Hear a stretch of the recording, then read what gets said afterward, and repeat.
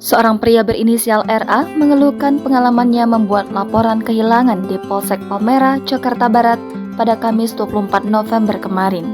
Ia mengaku mendapat ujaran yang mengandung suku, agama, ras, dan antar golongan atau SARA. Usai membuat laporan kehilangan buku tabungan dan berterima kasih, menurut RA, salah satu polisi pun bertanya seakan-akan meminta uang kepadanya. Namun saat hendak pulang, RA mendengar polisi malah meneriakinya dengan kata pelit sembari membawa asal daerahnya. Pengalaman itu pun diungkapkan RA melalui akun Twitternya dan mendapat tanggapan luas dari warganet. Atas peristiwa itu, Kapolsek Palmerah AKP Dodi Abdul Rohim meminta maaf kepada RA.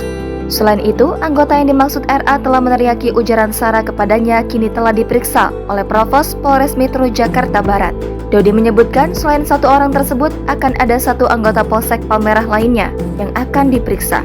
Untuk mencegah kejadian serupa, Dodi memastikan akan mengawasi internalnya dengan lebih ketat, terutama pada bagian pelayanan masyarakat saat pembuatan laporan. Sementara itu, RA yang sudah puas dengan solusi tersebut pun mengaku tidak mempermasalahkan kasus ini lagi ke depannya.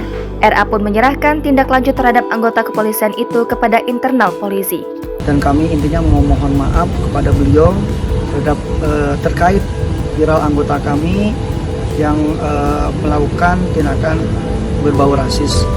Kami sudah minta maaf sama beliau dan alhamdulillah permohonan maaf kami sudah diterima sama beliau. Jangan lupa subscribe, share, komen, dan like ya.